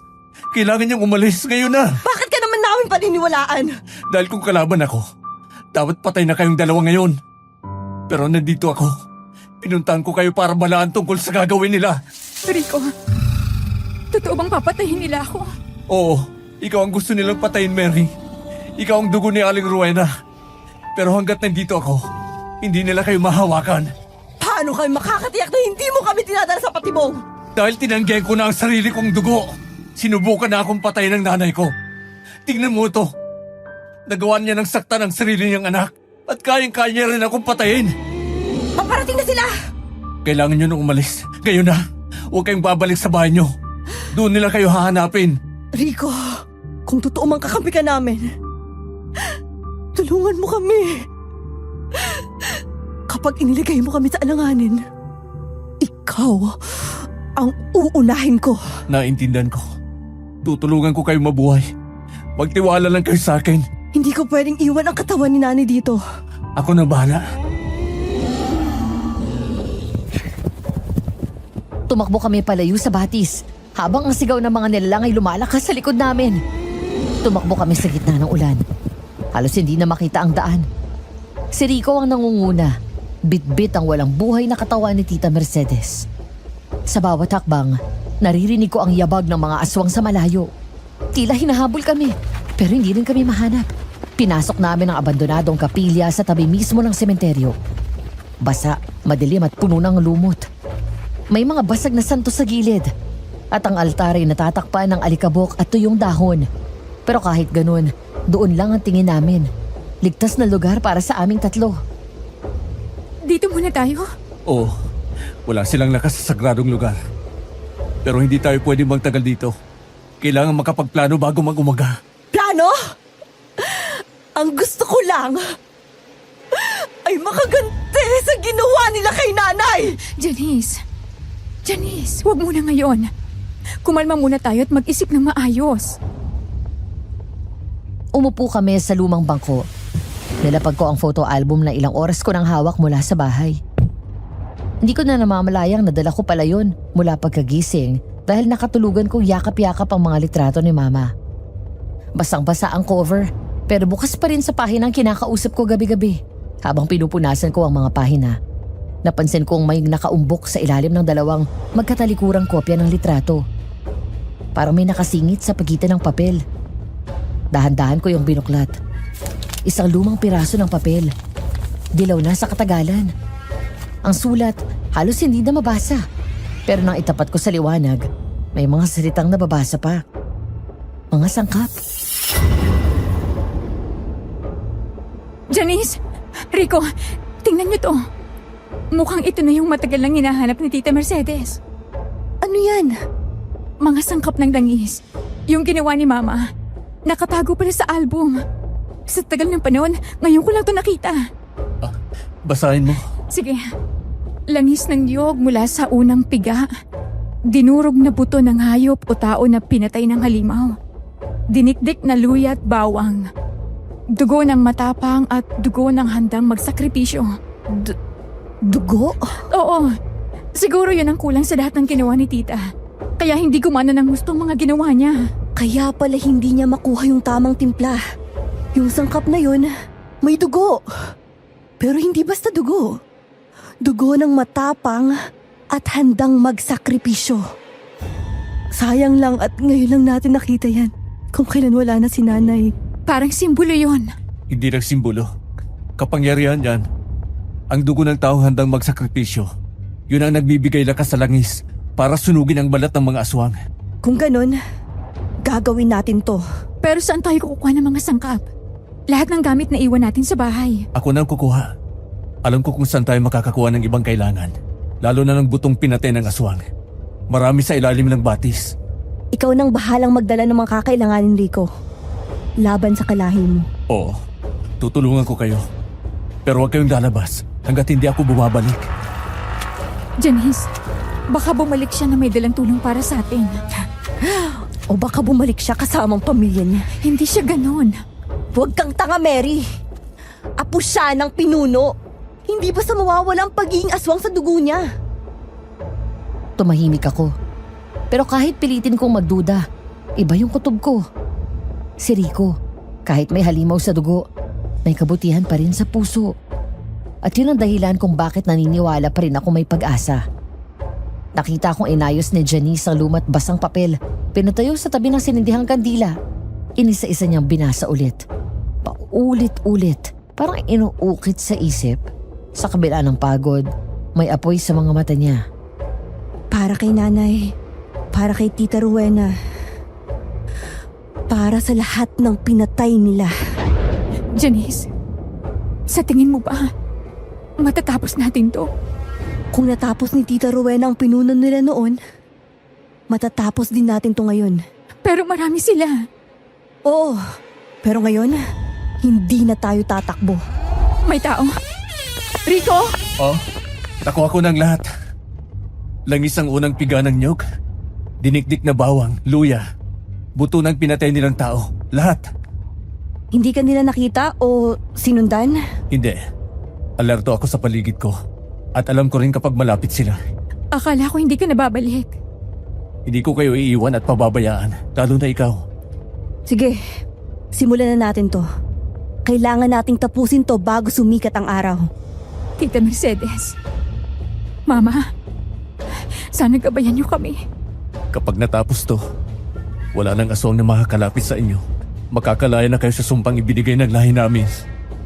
Kapag natapos to, matatapos na rin ang gabing puno ng takot. Ang ilaw ng kandila ay kumikislap sa mga mukha naming tatlo. Sa gitna ng altar, umaalon ng kumukulong langis. Kulay ginto na may bahid ng pagkapula. Humahalimuyak sa buong kapilya ang kakaibang amoy ng langis. Masyadong matapang, pero mabango pa rin sa pang-amoy. Nang mapaghalo na namin ang ibang sangkap, tsaka naman kami nagkatinginan para sa isang natitirang kulang. Alam namin sa mga sarili namin, hindi dugo namin na makakapagpatibay sa langis. Sa pagsayaw ng maliit na apoy, dumapo ang tingin namin sa gilid ng altar. Nandoon, nakabalot ng kumot si Tita Mercedes. Tahimik, mapayapa at parang natutulog lang.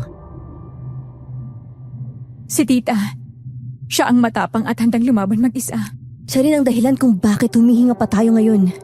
Kung dugo niya magbibigay lakas, hayaan niyong siya pa ang maging sandigan niyo. Kahit patay na siya, yung tapang niya buhay pa rin sa inyo. Kung ganon, kailangan natin gawin to ng may respeto.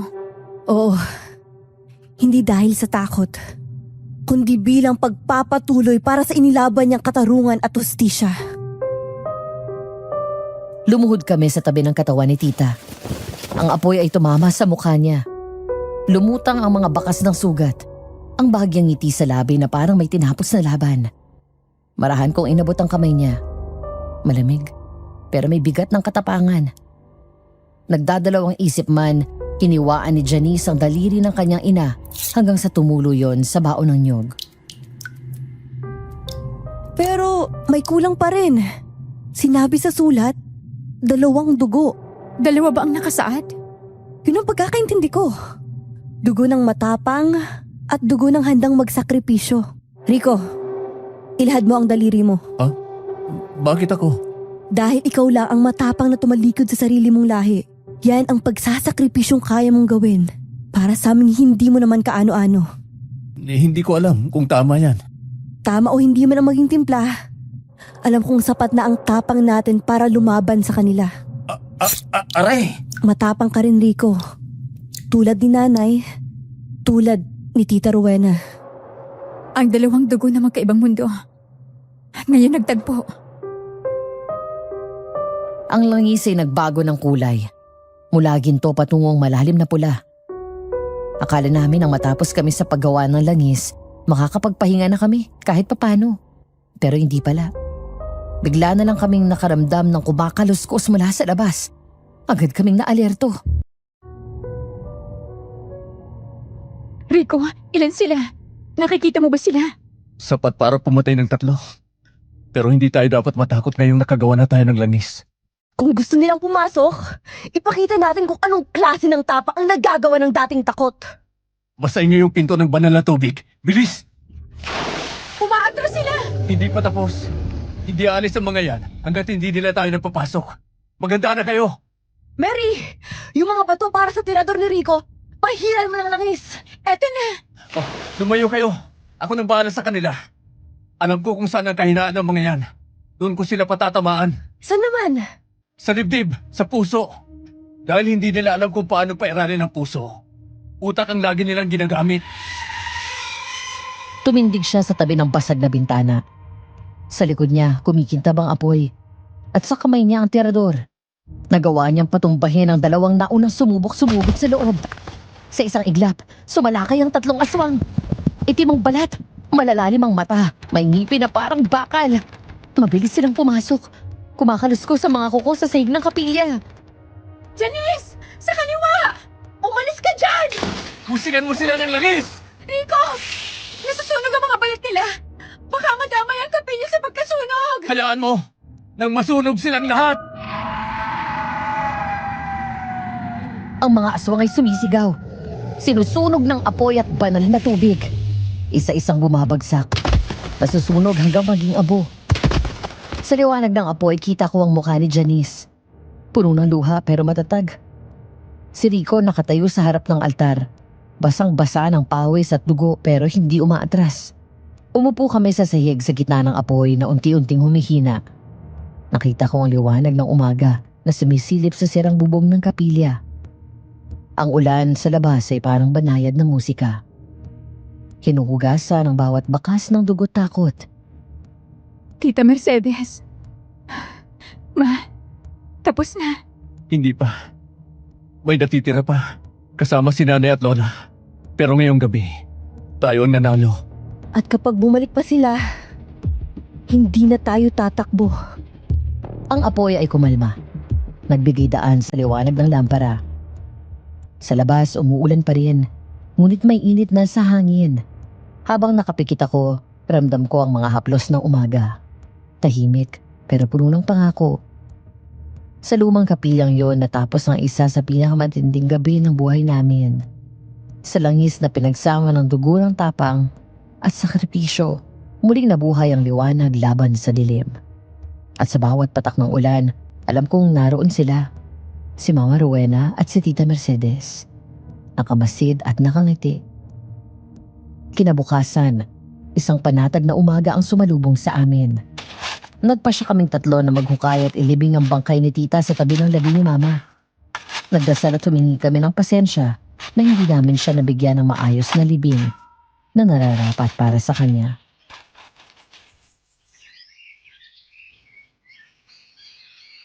Dito na yun.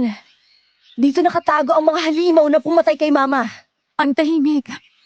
Parang huminto ang hangin. Tahimik. Dahil alam nilang parting tayo. Nakikinig sila, sigurado ako. Mas mabuti. Para marinig nila kung anong tunog ng galit naming magpinsan. Janice, kumalma ka lang muna. Huwag mo akong pigilan, Mary. Matagal na silang nananahimik sa dilim habang tayo nagluluksa sa liwanag. Ramdam ko ang panginginig ng boses ni Janice. Halong puot at pangungulila. Sa gitna ng liwanag ng araw, ang mga dahon ay tila naninilaw sa init ng galit niya. Si Rico ay nakaposisyon sa unahan. Hawak ang tirador na tila extension ng kanyang kamay. Ang hangin ay unti-unting lumalamig. Rico, may naririnig ako. Huwag kayong gagalaw. Alam ko yung tunog na yan. Kaya pala naaamoy ko ang dugo ng mga anak ng 2 inang mapangahas. Ang mga anak na mga pumatay sa aking pamilya. At nandito rin ang traitor kong anak, si Rico. Hindi ko akalaing ikaw ang magiging kahihiyan ko. Sa'yo pa naman ipapasa ni ina ang pagiging pinuno. Pero ano tong ginawa mo?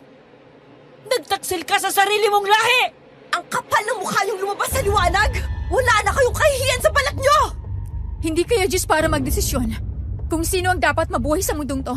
Mga halimaw! Walang kapatawaran ang ginawa niyo sa mga ina namin! Hindi naman sa ganun ng kahihinatnan nila kung hindi sila ang nauna. Sila ang unang kumanti sa amin. Gumanti lang kami!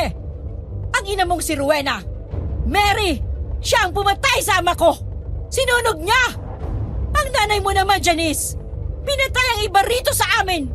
Hindi naman kami santo para patawarin na lang ng walang ginagawa ang kasalanan nila! Kaya papatay namin kayong lahat! Hindi! Hindi totoo yan! Kayo ang tunay na masama! Huwag niyong baliktarin! Ginawa ng mga nanay namin yon dahil sumusobra na kayo! Pumapatay kayo ng mga inosenteng tao! Tanungin mo ang sarili mo! Bakit kaya takot ang mga aswang sa amoy ng langis? Dahil yon ang alaala ng aking ama, ang apoy na nagmula sa kamay ng iyong ina. Wala akong karapatang idawi si Tita Rowena! Ang ginawa niya ay para protektahan ang mga inosente! Protektahan. Ang mga gaya ng ina niyo ay hindi nagpuprotekta. Naglilinis sila ng sariling kasalanan sa pamamagitan ng dugo ng iba. Si Lola Serafina ay matangkad, payat, at ang balat niya ay parang abo. Sa bawat salita niya, ang paligid ay tila lumalabo. Ang mga ibon ay biglang lumipad palayo at ang mga anino ng puno ay humahaba, gumagapang sa lupa. Lola, tama na. Walang mangyayari kung galit na lang palagi ang pinaiiral natin. Aba, nagsasalita ang traidor. Ang nilalang na tumalikod sa sariling dugo.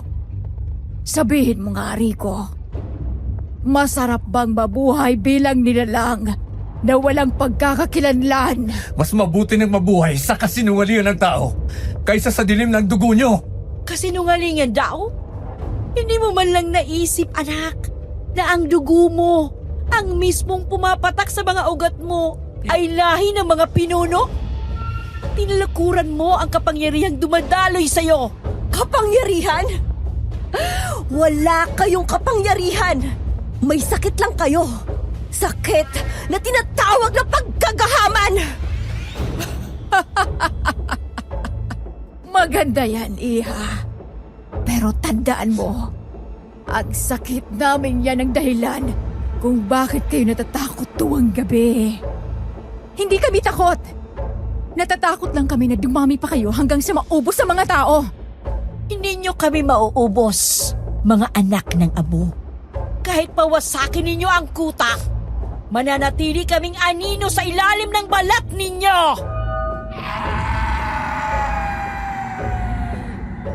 Ramdam kong unti-unting lumalabo ang liwanag. Sa pagitan ng mga salita nila, may puwersang tila humihigop sa init ng araw. Sa kamay ko, nanginginig ang bote ng langis. Si Janice ay dahan-dahang inilapit ang hawak niyang kutsilyo sa dibdib. Hindi dahil sa takot, kundi dahil sa pagpipigil ng galit.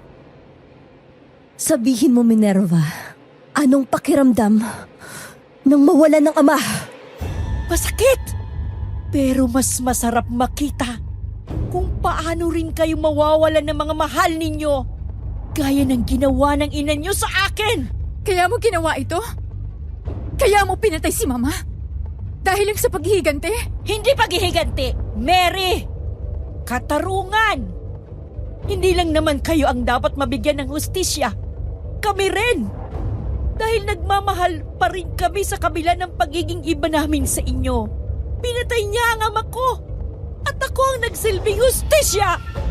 Kami ni Nanay! Hustisya hanggang sa susunod na buhay! Pero wala silang kalaban-laban. Walang laban!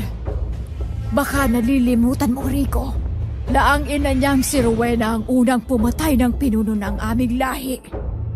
Sa asawa ko, ang tatay ng nanay mo, ang lolo mo. Huwag na huwag mong kalilimutan yon! Kumidlat sa kalayuan, isang mabagal. Bantaan ng unos. Ang hangin ay pumasok sa pagitan namin.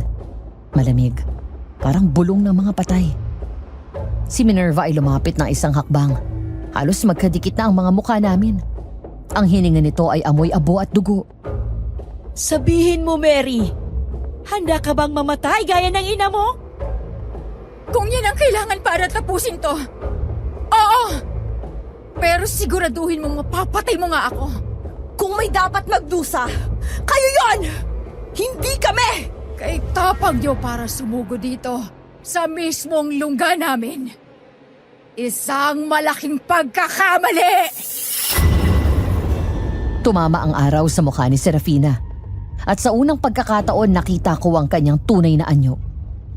Hindi halimaw, kundi isang matandang babaeng ubos na ng galit. Puno ng sugat. At may mga mata ng taong matagal nang hindi natutulog. Si Minerva naman ay tila bata sa tabi niya. Ngunit sa bawat galaw ng labi niya, may kasamang lason. Sa pagitan ng katahimikan, alam kong ilang segundo na lang ang pagitan bago tuluyang bumigay ang langit. Hindi na kami uurong! Sa araw na to, dito matatapos ang lahat! Tapang ng dalawang batang walang alam. Ang mga ina nyo rin, ganyan rin. Sumigaw, lumaban, tapos sinunog sa sarili nilang apoy! Mga anak na mga mapangahas, ang siya namang lalaban sa atin. Ang mga sugat ng aking lahi ay hindi pa naghihilom. Tama na! Lola, Nay! Tumigil na kayo! Anak ko, pagkatapos mong ipahiya ang lahi natin, may lakas ka pa ring magsalita. Ang dugo mo, Rico, nilaso na ng mga taong to! Hindi nila ako nilason! Tinuruan nila akong pumili kung ano ang tama! Ang dugo ay hindi kailanman nagkakamali. Lahat ng tumatakas, sinusunog ng sariling ugat. Ang dugo ay hindi sukatan ng kabutihan. Lahat ng tao may karapatang pumili. Ang mga gaya nyo, laging nagtatago sa moralidad. Habang kami, pinapatay nyo gaya ng mga hayop! Para to sa mga ina naming pinatay niyo! Kung kaya mong pumatay, gawin mo! Para makita ng kaluluwa ng nanay mo kung gaano ka rin kabangis! Janice! Ngayon na! Minerva! Anak ko! Nay! Tulungan mo ako! Sa isang iglap, nang tapunan ni Janice ng langis ang katawan ni Minerva, agad itong nagliyab. Ang langis ay kumapit sa balat ni Minerva, umakyat hanggang sa kanyang leeg. Ang apoy ay lumamon sa kanya, habang ang hangin ay puno ng sigaw at amoy ng nasusunog na laman. Si Janice ay nakatingin lang, nanginginig, ngunit hindi umurong. Bumagsak si Minerva sa lupa. Ang apoy ay nilamon siya hanggang sa wala nang natira kundi abo. Si Serafina ay nakaluhod, hawak ang abo ng sariling anak. Una, pinatay niyo ang asawa ko. Ngayon, pinatay niyo naman ang anak ko! Rico, hindi ka malang ba nasasaktan sa ginawa nila sa iyong ina? Hindi! Kung yan ang dapat para matapos ang kasamaan ng lahat! Walang hiya ka! Wala kayong karapatang mabuhay!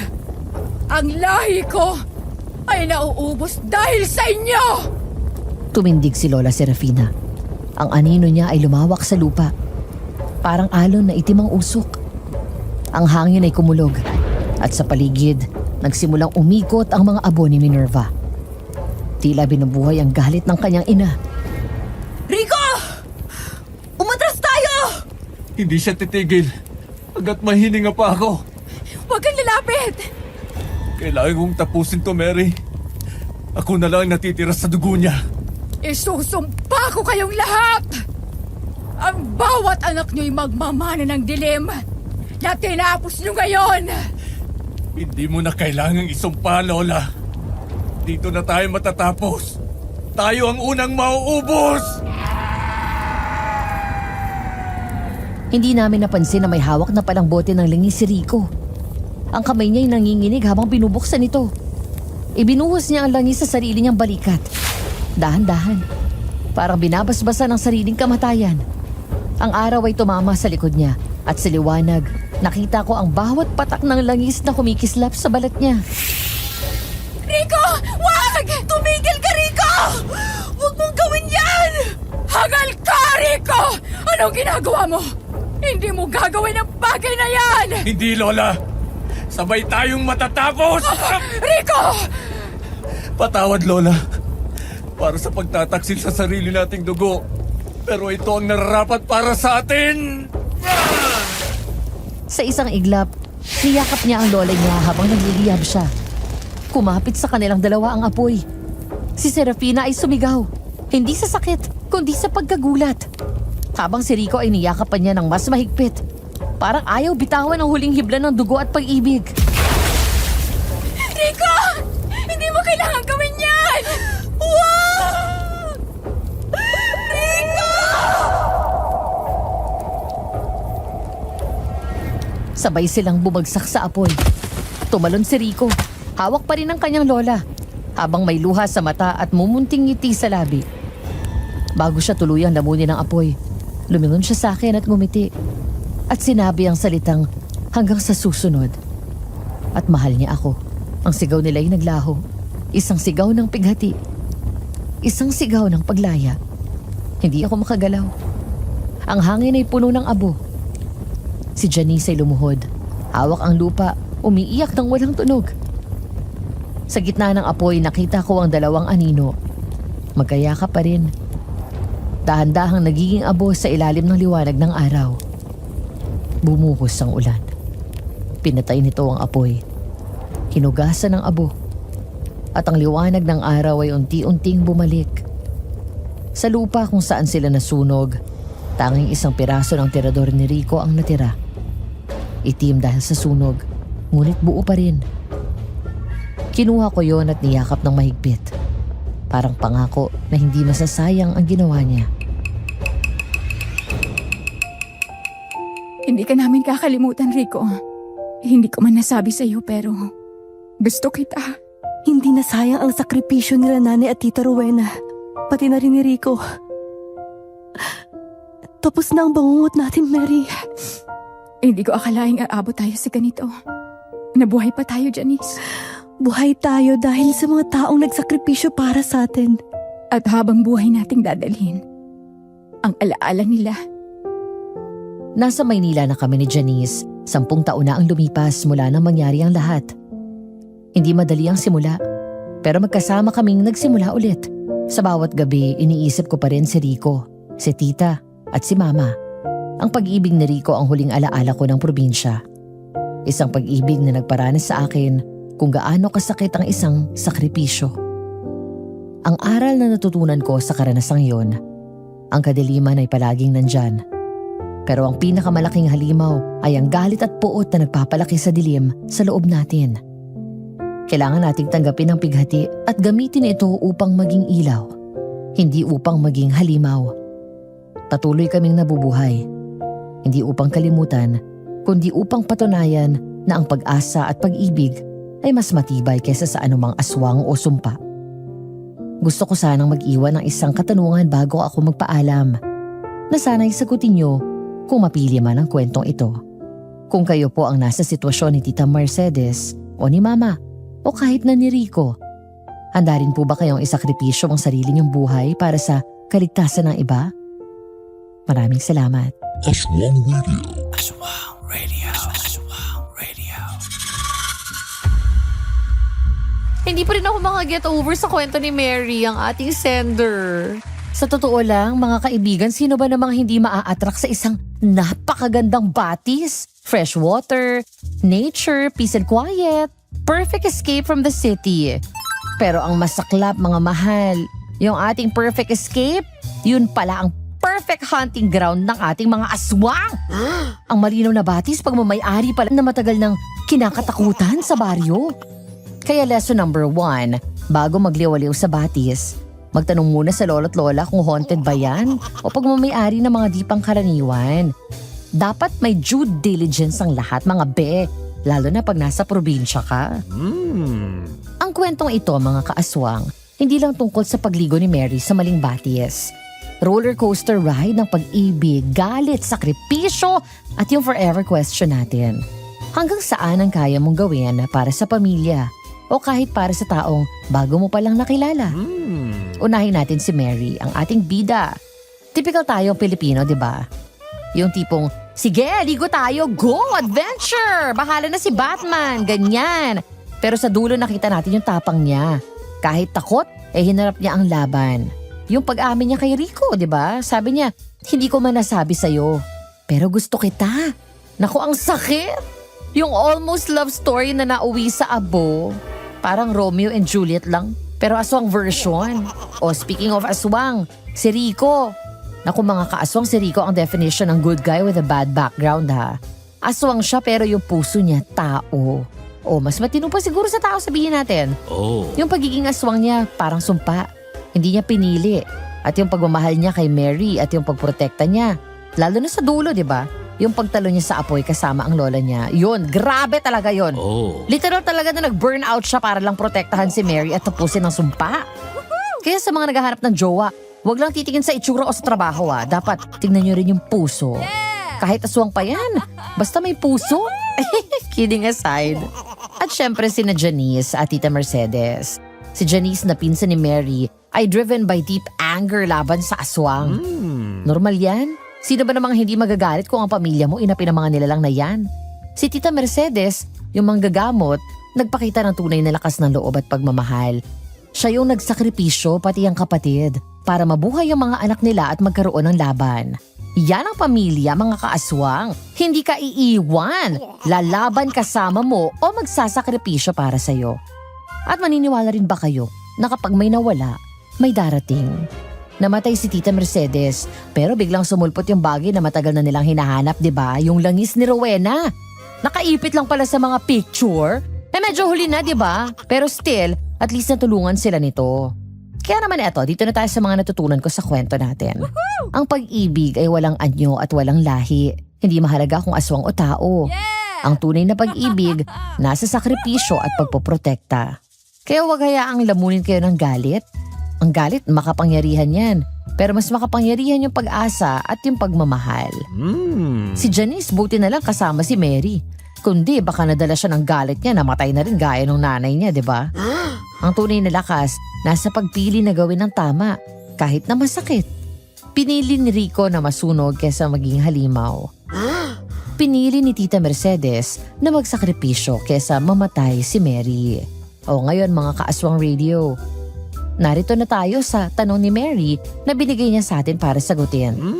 Kung kayo po ang nasa sitwasyon ni Tita Mercedes o ni Mama o kahit ni Rico, handa rin po ba kayong isakripisyo ang sarili niyong buhay para sa kaligtasan ng iba? Alam mo kung ako yung tatanungin, sa totoo lang, ang bigat ng tanong na yan. Walang taong gustong mamatay, di ba? Pero kung ang sitwasyon naman, nasa bingit na ng kamatayan yung mahal ko, ang pamilya ko, o kahit ang isang inosenteng tao na nasa pangangalaga ko, ganyan. Katulad ni Tita Mercedes at ni Rico, di ba? Oo, handa akong magsakripisyo. Bakit? Kasi nga sa huli, ang buhay natin ay hindi lang tungkol sa haba, kundi pati na rin sa lalim at kabuluhan nito. Mas gugustuhin ko mabuhay ang mga taong may future pa. Yung mga taong may pag-asa pa. Kesa sa sarili ko. Mas gugustuhin ko ang legacy ko ay ang pag-ibig at pagprotekta kesa sa takot at pag-iingat sa sarili. Yun ang pinatunayan ni Rico at ni Tita Mercedes. Yun ang sukatan ng tunay na pag-ibig. Ang pagtalon sa apoy, literal man yan o metaphorical, para sa pag-ibig. Kayo mga kaaswang radio, anong sagot nyo? Gusto kong mabasa yung mga sagot nyo ha. Comment nyo naman please sa ibaba at babasahin ko. Handa ka bang magsakripisyo? At syempre, i-share nyo rin ang insights at mga moral lessons na natutunan ninyo sa kwento ni Mary. Ang daming aral dito. Maraming salamat sa pagbabahagi ng kwento mo, Mary. Hindi ka namin makakalimutan, Rico. At hindi namin kakalimutan ang kwentong ito. Hanggang dito na lang din po ako at hanggang sa susunod na kwentong pagsasaluhan natin, ako po si DJ Yumi na nagsasabing, aswang ka man sa paningin ng iba, sa panaginip ko, ikaw ang bida. Aswang Radio, ang radyo ng mga aswang. Halina't makinig.